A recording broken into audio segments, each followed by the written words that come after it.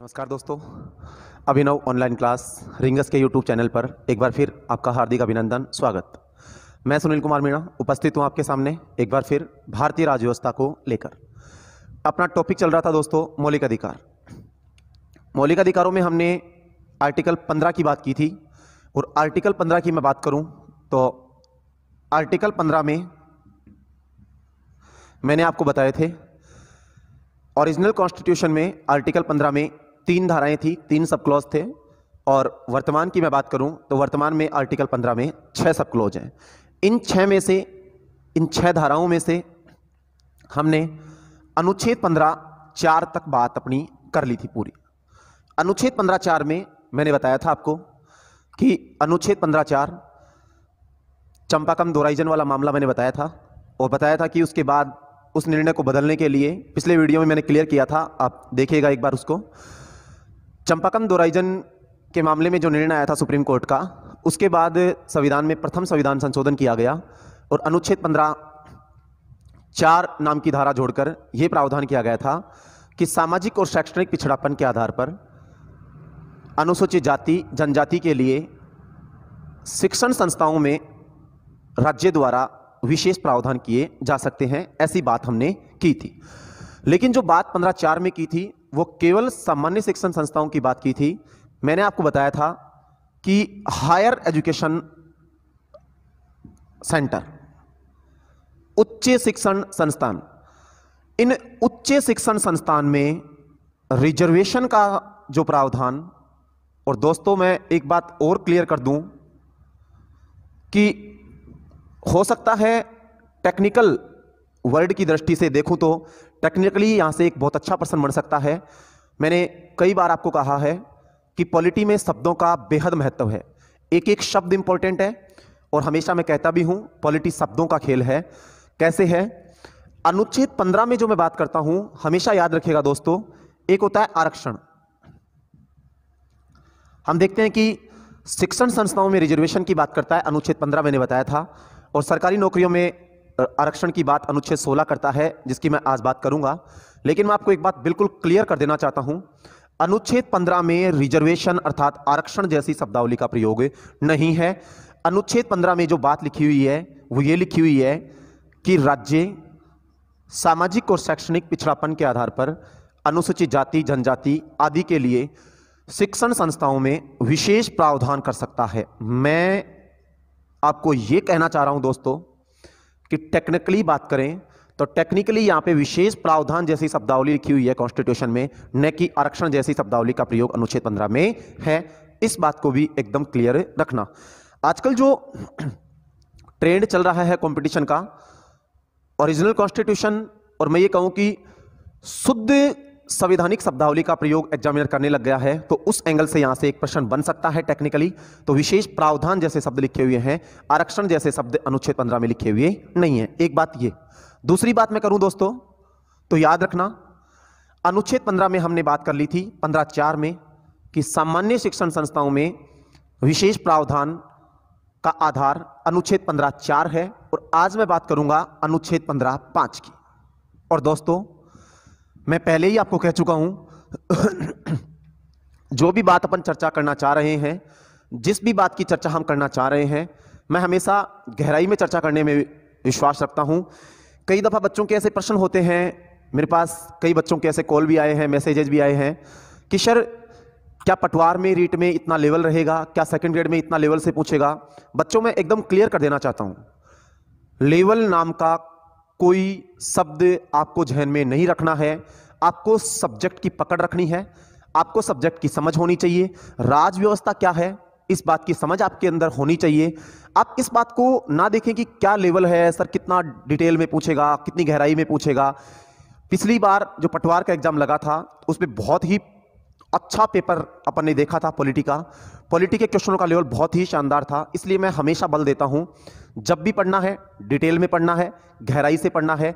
Level क्या है ऐसी कोई शब्दावली अपने को जहन में नहीं रखनी है। लेवल कुछ नहीं होता, जो एग्जामिनर क्वेश्चन बना देता है वही लेवल है, इसलिए डिटेल में पढ़ना है। देखिए अनुच्छेद 15(5) मैंने कल भी कहा था, ओरिजिनल कॉन्स्टिट्यूशन में केवल 15(3) तक प्रावधान थे। 15(5) क्यों आया? इसको जानने के लिए मैं आपको एक कहानी बता देना चाहता हूं, छोटी सी, याद रखना। हमारे संविधान निर्माताओं का ऐसा पक्ष था शुरू से ही कि जो हमारे हायर एजुकेशन सेंटर्स हैं, हायर एजुकेशन इंस्टीट्यूट्स हैं, जैसे आईआईटी है, मैं बात करूं आईआईटी है, आईआईएम है, एम्स है, IIT Indian institute of technology, IIM Indian institute of management, AIIMS all India institution for medical science. तो ये जो इंस्टीट्यूट्स हैं, इनमें विशेष प्रावधान जैसी कोई शब्दावली संविधान में नहीं थी। अनुच्छेद 15(4) के तहत भी केवल सामान्य शिक्षण संस्थाओं में विशेष प्रावधान की बात रखी गई थी। हायर एजुकेशन सेंटर, उच्च शिक्षण संस्थाओं में ऐसा कोई प्रावधान नहीं था। 2005-6 की मैं बात करना चाह रहा हूं, गौर से सुनिएगा दोस्तों इस कहानी को। आप अगर इन कहानियों को जोड़कर पॉलिटी को पढ़ेंगे तो यह आर्टिकल निश्चित रूप से आप अच्छे से क्लियर कर पाएंगे। डायरेक्ट रट्टा मारने की कोशिश नहीं करनी है। 2005-6 की बात है, दिल्ली की। हमारे जो हायर एजुकेशन सेंटर हैं, उच्च शिक्षण संस्थान, आईआईटी, आईआईएम, एम्स, मेनली ये जो हुआ था प्रोटेस्ट, ये दिल्ली एम्स में हुआ था। दिल्ली एम्स में एक आंदोलन हुआ। मनमोहन सिंह जी की सरकार हुआ करती थी भारत में, लगभग 2005 के आसपास की बात है, 2005-6 की। मनमोहन सिंह जी की सरकार थी दिल्ली में, सेंटर में, माफी चाहूंगा, दिल्ली में नहीं, सेंटर में, केंद्र में मनमोहन सिंह जी की सरकार थी, कांग्रेस की। और मैं गठबंधन की सरकार कहूं क्योंकि पूर्ण बहुमत की सरकार नहीं थी, गठबंधन सरकार थी, यूपीए। अब मैं बात करना चाहता हूं कि क्या हुआ इस समय। इस समय मनमोहन सिंह जी की सरकार जब थी, दिल्ली एम्स में एक बहुत बड़ा आंदोलन हुआ। आंदोलन किस चीज को लेकर हुआ? आंदोलन इस चीज को लेकर हुआ कि ये जो हायर एजुकेशन सेंटर्स हैं, उच्च शिक्षण संस्थान हैं, इनमें भी सामाजिक और शैक्षणिक पिछड़ापन के आधार पर जो अनुसूचित जाति और जनजाति को रिजर्वेशन है, जो प्रावधान किए गए हैं विशेष, वो होने चाहिए। मैं फिर कह रहा हूं, रिजर्वेशन जैसी शब्दावली काम में नहीं ली गई है। ऐसी शब्दावली बोलने में हम काम में लेते हैं, लेकिन सीधा ये लिखा हुआ है विशेष प्रावधान किए जाने चाहिए। बोले जैसे विशेष प्रावधान अनुच्छेद 15(4) के तहत सामान्य शिक्षण संस्थान में किए गए हैं, वैसे ही विशेष प्रावधान अनुच्छेद 15(4) में जो है, वैसे ही विशेष प्रावधान उच्च शिक्षण संस्थाओं के लिए भी होने चाहिए।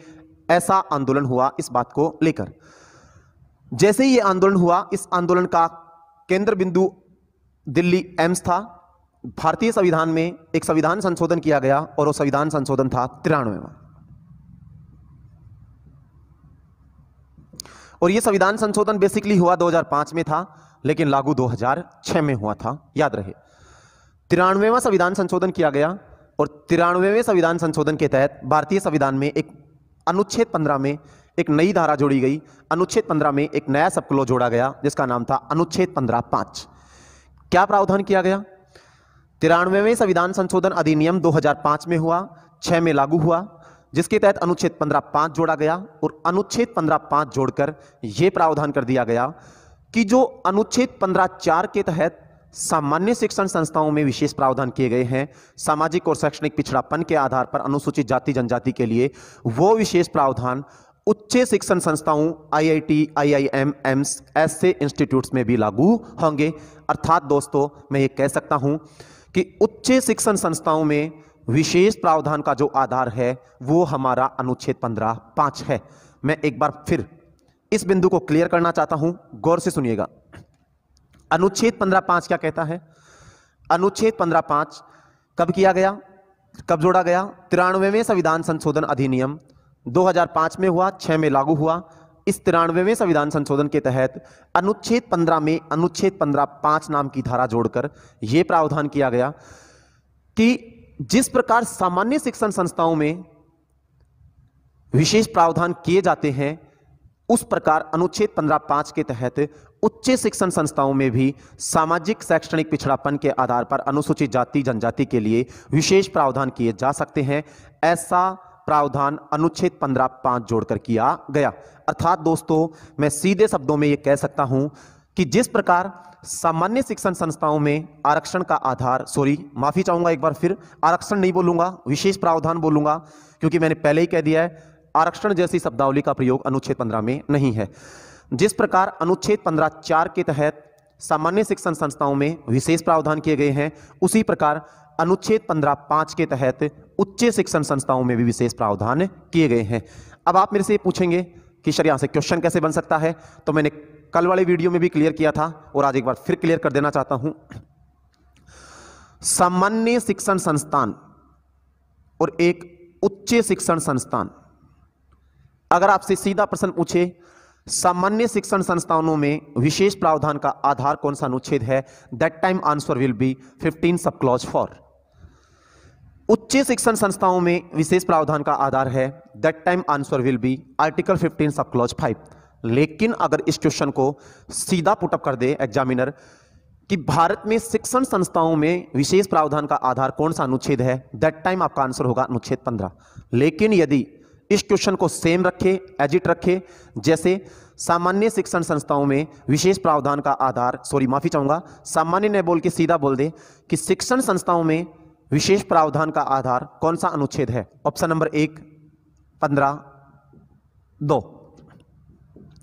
15(3), 15(4), 15(5, ऐसे 4 ऑप्शन बना दे एग्जामिनर। अब इन चारों ऑप्शनों को, जैसा कि बच्चों आप जानते हो, आजकल कूट लेखन, कूट वाचन और सही कूट का चयन कीजिए, ऐसे प्रश्न भी बनते हैं। और अब नीचे ऑप्शन में लिख दे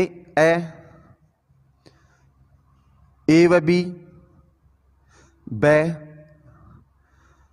ए बी सी, से, ए बी सी डी और द सी डी।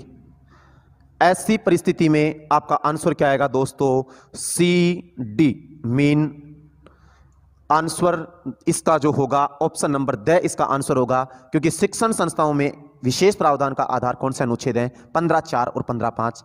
ऐसे प्रश्न बनने लग गए हैं दोस्तों। याद रहे, प्रश्न की प्रकृति को समझना है, अच्छे से प्रश्न को रीड करना है, आराम से प्रश्न को समझकर उसका उत्तर देना है। कोई दुविधा, अगर आपने अच्छे से ये वीडियो देखा है तो मैं ऐसा मानता हूं कि आप ऐसे प्रश्नों का जवाब आसानी से दे पाएंगे। यह था दोस्तों अनुच्छेद 15(5). अब मैं बात करता हूं एक मामले की। एक मामला बता देना चाहता हूं, आजकल मामलों के प्रश्न भी सुप्रीम कोर्ट के काफी पूछे जाते हैं। यह जो 15(5) था, जिसके तहत उच्च शिक्षण संस्थाओं में विशेष प्रावधान की बात कही गई, इसको सुप्रीम कोर्ट में चैलेंज किया गया। और कौन से मामले में चैलेंज किया गया, उस मामले का नाम है अशोक कुमार ठाकुर। याद रहे दोस्तों, बेहद इंपॉर्टेंट मामला है, बहुत अच्छा मामला है, वर्सेज भारत संघ। 2008 का मामला है दोस्तों। ये अशोक कुमार ठाकुर वर्सेज भारत संघ 2008 के मामले में सुप्रीम कोर्ट में इस मामले को चैलेंज किया गया। और इस मामले में सुप्रीम कोर्ट का 2008 में निर्णय आया। और अशोक कुमार ठाकुर के मामले में जो ये अनुच्छेद 15(5) को सुप्रीम कोर्ट में चैलेंज किया गया था, इस याचिका को सुप्रीम कोर्ट ने खारिज कर दिया। अर्थात सुप्रीम कोर्ट ने कहा कि यह किसी भी प्रकार से मूल ढांचे का उल्लंघन नहीं है, अर्थात यह संविधान संशोधन वैध है, ऐसा किया जा सकता है, विशेष प्रावधान किए जा सकते हैं सामाजिक और शैक्षणिक पिछड़ापन के आधार पर। मैं एक बार फिर कह दूं दोस्तों, मैं कई दफा पहले भी कह चुका हूं, आज फिर कह रहा हूं, सुप्रीम कोर्ट में जब भी कोई मामला लाया जाता है तो सुप्रीम कोर्ट में मामला उस दिन के नाम से रजिस्टर्ड नहीं होता जिस दिन मामला लाया जाता है, बल्कि जिस दिन मामले में सुप्रीम कोर्ट का निर्णय आता है, हमेशा मामला उसी दिन के नाम से रजिस्टर्ड या उसी दिनांक से रजिस्टर्ड होता है। जैसे अशोक कुमार ठाकुर के मामले में सुप्रीम कोर्ट का निर्णय 2008 में आया, तो इसे कहा जाता है Ashok Kumar Thakur versus union of India 2008 का मामला। इज दैट क्लियर दोस्तों? अब मैं बात करना चाहता हूं आगे। यह था अनुच्छेद 15(4) और 15(5). सीधे शब्दों में एक बहुत अच्छा प्रश्न बन सकता है और अक्सर हम ऐसे प्रश्नों में कंफ्यूज हो भी सकते हैं। फिर क्लियर कर दूं, अनुच्छेद 15(5) किसी भी प्रकार से सरकारी नौकरियों में आरक्षण की बात नहीं करता है दोस्तों। अनुच्छेद 15 केवल और केवल शिक्षण संस्थाओं में विशेष प्रावधान की बात करता है। अनुच्छेद 15 का सरकारी नौकरियों में रिजर्वेशन से कोई लेना देना नहीं है। सरकारी नौकरियों में जो रिजर्वेशन है उसकी चर्चा भी, अगर ये 15 आर्टिकल अभी हम बात कर रहे हैं, आर्टिकल 15 का सब क्लोज 6 पढ़ेंगे अभी, अगर कंप्लीट होता है तो हम अभी स्टार्ट करेंगे आर्टिकल 16, वरना नेक्स्ट क्लास में। हमेशा ध्यान रखना, सरकारी नौकरियों में रिजर्वेशन का आधार अनुच्छेद 16 का सब क्लॉज 4 और सब क्लॉज 6 आएंगे। किस प्रकार आएंगे मैं बात करूंगा। रिजर्वेशन का आधार सरकारी नौकरियों में 15 नहीं है, 15 सिर्फ शिक्षण संस्थाओं में विशेष प्रावधान का आधार है, न कि सरकारी नौकरियों में। इस बात को याद रखना, ऐसे प्रश्न बन सकते हैं। आगे देखते हैं अनुच्छेद 15(6). दोस्तों, अनुच्छेद 15(6) के पीछे एक कहानी है और कहानी लेटेस्ट है, तो कहानी की चर्चा करना बेहद जरूरी है। कहानी क्या है जरा सुनना। मैं पहले ही कह चुका हूं, ओरिजिनल कॉन्स्टिट्यूशन का भाग अनुच्छेद 15(6) नहीं था। तो आप मेरे से कहेंगे सर ये कब आया, तो दोस्तों मैं बता देना चाहता हूं पूरी कहानी। जनवरी 2019 की बात है। जनवरी 2019 में भारत की संसद द्वारा संसद में एक बिल लाया गया और बिल था 124वां। कौन सा दोस्तों? 124वां विधेयक, 124वां संविधान संशोधन विधेयक। मैं शॉर्ट में लिख रहा हूं दोस्तों, सीधा 124वां संविधान संशोधन विधेयक। प्रस्तावना का जो टॉपिक मैंने क्लियर किया, उस टॉपिक में एक बच्चे ने एक क्वेश्चन पुटअप किया था कि सर विधेयक और एक्ट में या अधिनियम में क्या अंतर है। मैं उसको क्लियर करूंगा, विधेयक में और एक्ट में क्या अंतर है। विधेयक को अंग्रेजी में बिल बोलते हैं और अधिनियम को अंग्रेजी में एक्ट बोलते हैं। मैं एक्ट और बिल में क्या अंतर उसको क्लियर करूंगा, एक बार रुकना।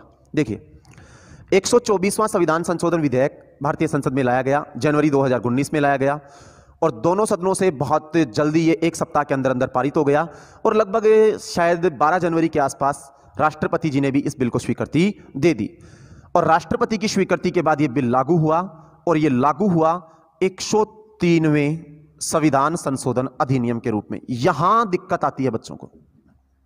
बोले सर, एक तरफ आप बोलते हो 124वां, एक तरफ आप बोलते हो 103वां, ये क्या है? तो बच्चों मैं पहले इसी को क्लियर कर देता हूं कि अधिनियम में और विधेयक में अंतर क्या है। दोस्तों बात ऐसी है, भारतीय संविधान का एक अनुच्छेद है 368। पूरी कहानी को जानना, मैं अनुच्छेद 368 को लेकर भी एक वीडियो बनाऊंगा क्योंकि बच्चों के क्वेश्चंस आ रहे हैं, सर बेसिक कंसेप्ट क्लियर नहीं हो पा रहे कि संविधान में संशोधन कैसे होते हैं। उसको लेकर मैं एक बड़ा वीडियो बनाऊंगा आपके सामने, जैसे मैं क्लियर करूंगा कि संविधान में संशोधन कुल कितने प्रकार से होता है, कौन से अनुच्छेद के तहत होता है, कुल कितने प्रकार से होता है, 368 के तहत कितने प्रकार से होता है। एक अलग कहानी है, मैं डिटेल में चर्चा करूंगा जब इसकी बात करूंगा। अभी बेसिक बता देता हूं। अनुच्छेद 368 के तहत संविधान में 2 प्रकार से संशोधन होते हैं। कितने प्रकार से? 2 प्रकार से। एक होता है विशेष बहुमत और दूसरा होता है विशेष बहुमत प्लस आधे राज्यों के विधानमंडलों की स्वीकृति। डिटेल में इसकी चर्चा बहुत जल्द आपके सामने आऊंगा, इसको लेकर मैं बहुत जल्द उपस्थित होऊंगा। अभी इसके ऊपर आते हैं।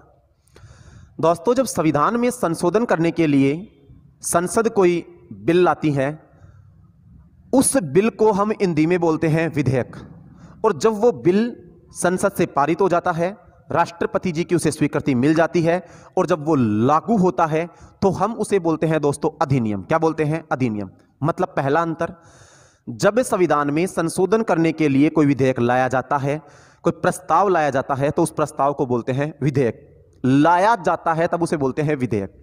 लेकिन जब वो पारित हो जाता है संसद से और राष्ट्रपति जी की स्वीकृति मिल जाती है और जब वो लागू होता है तो उसे हम बोलते हैं अधिनियम। क्या बोलते हैं दोस्तों? अधिनियम। पहली बात, आप मेरे से ये कहेंगे कि सर ये 124वां संविधान संशोधन विधेयक जो संसद में लाया गया, ये लाया गया 124वां था, तो अधिनियम 103वां कैसे हुआ? तो जरा सुनना दोस्तों, कोई जरूरी नहीं है कि संविधान में संशोधन करने के लिए जितने भी विधेयक संसद में लाए जाएं वो सारे पारित हो जाएं।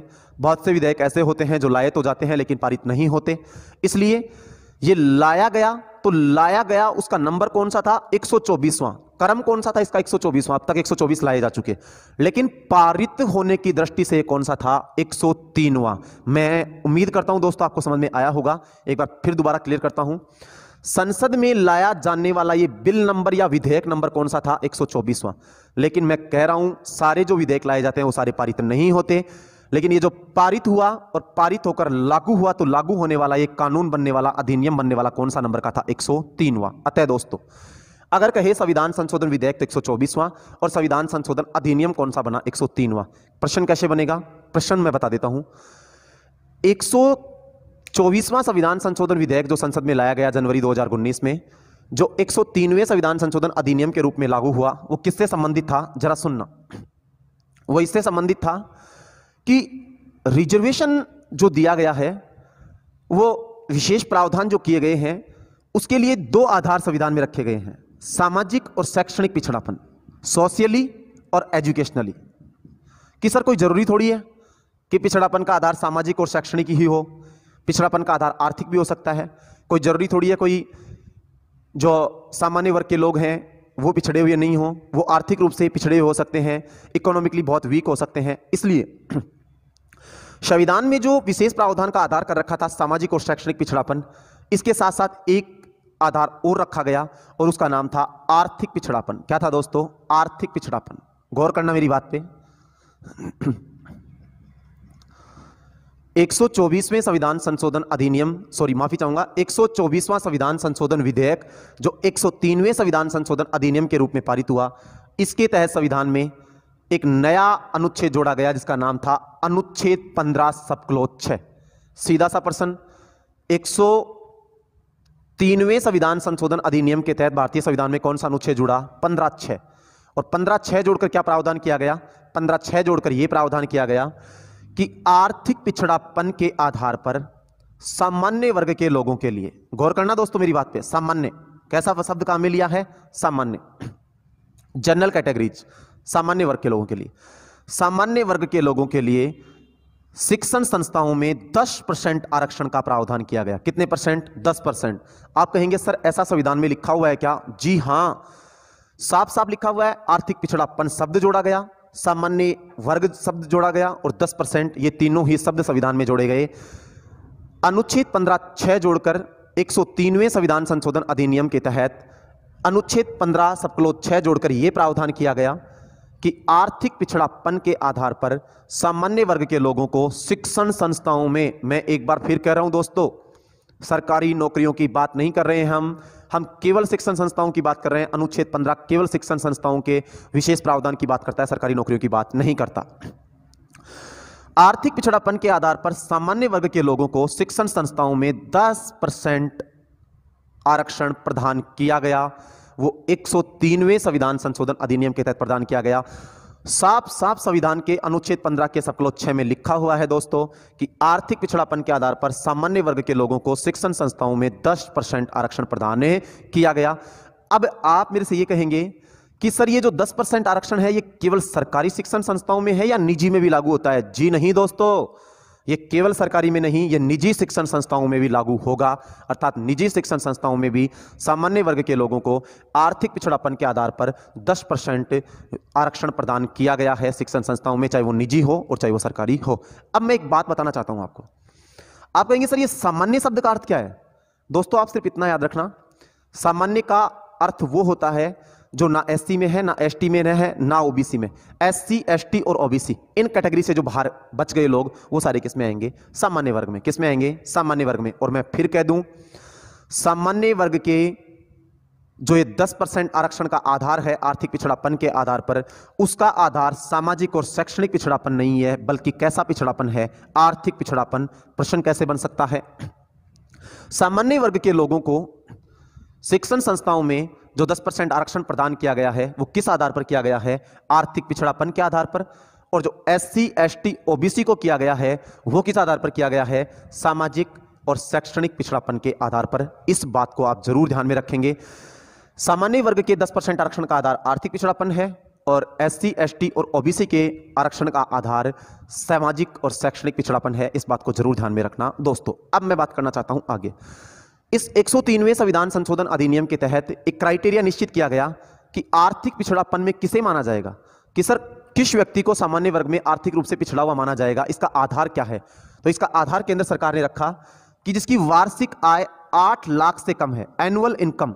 दोस्तों गौर से सुनना, कि जिसकी वार्षिक आय 8 लाख, एनुअल इनकम 8 लाख से कम है, वो आर्थिक पिछड़ापन ईडब्ल्यूएस, किसके आधार पर? ईडब्ल्यूएस, इकोनॉमिकली वीकर सेक्शन, वो ईडब्ल्यूएस के तहत इस आरक्षण के हकदार होंगे, इस आरक्षण का लाभ ले सकेंगे जिसकी वार्षिक आय 8 लाख से कम है। और एक और बात कह दूं दोस्तों, इस 8 लाख के अलावा और भी आधार डिसाइड किए गए थे। जैसे उसमें कुछ आधार ये भी थे कि निश्चित जमीन निर्धारित की गई थी कि इतनी जमीन खेती के लिए हो, वो नहीं आएंगे इसमें।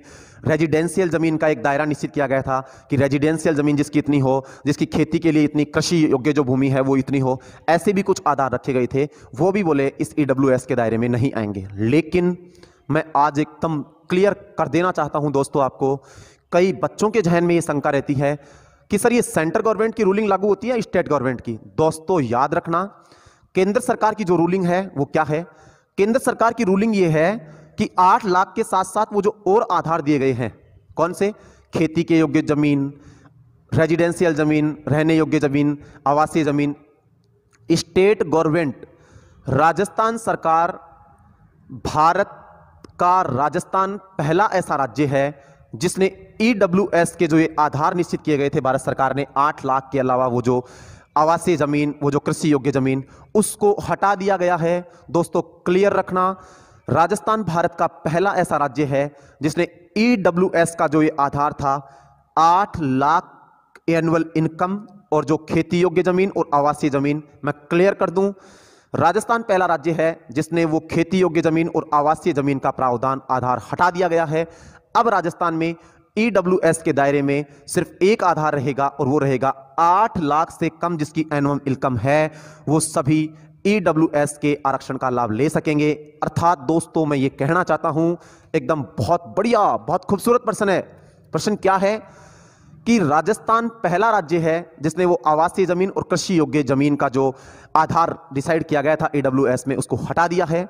और वर्तमान में मैं ये कह दूं दोस्तों आपको कि केंद्र सरकार की गाइडलाइन अभी भी वही है जो पहले डिसाइड थी कि आवासीय भूमि और कृषि योग्य भूमि का आधार अभी भी केंद्र की नौकरियों में लागू होता है।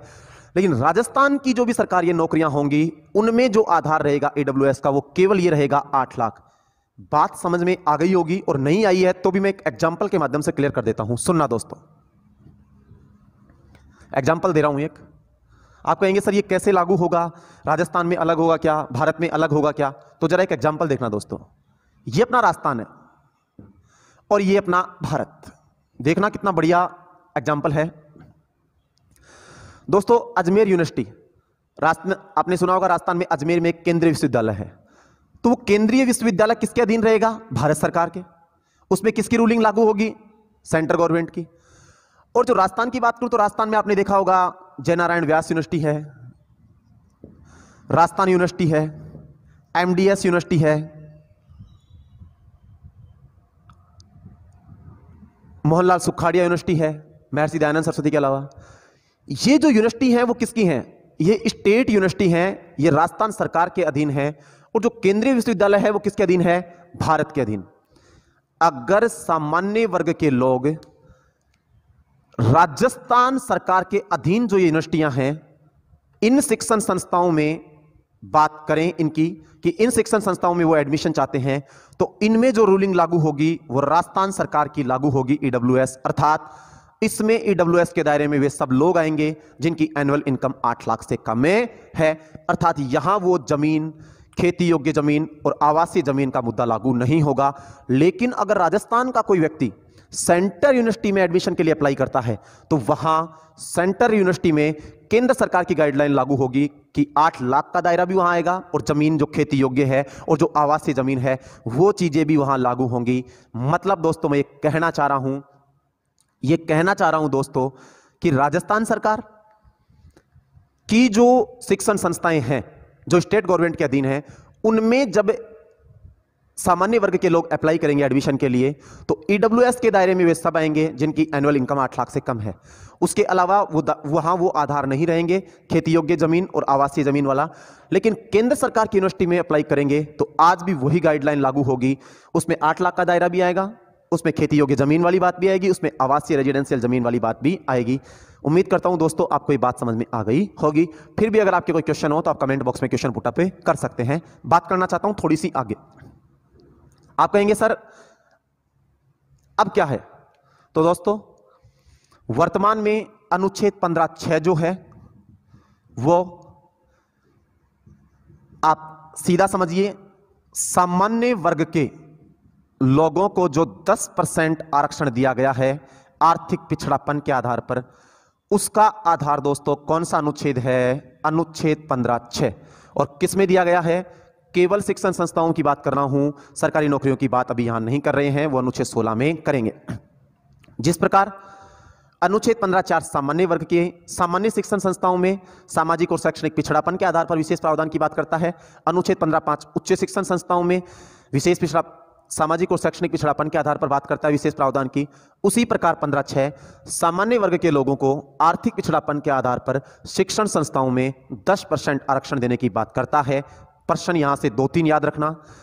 सामान्य वर्ग के लोगों को आर्थिक पिछड़ापन के आधार पर शिक्षण संस्थाओं में 10% आरक्षण कौन से अनुच्छेद के तहत है? 15(6). 15(6) कब जोड़ा गया? तो मैं एकदम क्लियर कर दिया है मैंने। 103वें संविधान संशोधन अधिनियम के तहत 2019 में लाया गया था यह बिल। अब बात करूं, एक और बात बता देना चाहता हूं दोस्तों, यहां से कई बच्चों के जहन में क्वेश्चन पुटअप हो रहा होगा और कई बच्चे ऐसा सोच भी रहे होंगे कि सर ये सामाजिक पिछड़ापन, शैक्षणिक पिछड़ापन, आर्थिक पिछड़ापन अलग अलग है क्या? जी हां, बिल्कुल अलग अलग हैं। आपको सीधा याद रखना है, क्या याद रखना है? SC, ST और OBC का जो रिजर्वेशन है वो सामाजिक और शैक्षणिक पिछड़ापन के आधार पर है, और सामान्य वर्ग के लोगों का जो रिजर्वेशन है वो आर्थिक पिछड़ापन के आधार पर है। दोस्तों इस बात को एकदम क्लियर रखना। ये था हमारा अनुच्छेद 15(3), 15(4), 15(4), 15(5) और 15(6) को लेकर वीडियो दोस्तों। अब आगे हम नेक्स्ट वीडियो में बात करेंगे। 15 कंप्लीट हो चुका है। नेक्स्ट वीडियो में हम बात करेंगे अनुच्छेद 16 की, और अनुच्छेद 16 के बाद रिजर्वेशन कंप्लीट होगा। दोस्तों आराम से पढ़ेंगे हम। रिजर्वेशन बहुत ही गहन बिंदु है, बहुत ही गंभीर मुद्दा है, बहुत ही विचारणीय है। अक्सर यहां से प्रश्न बनते रहते हैं।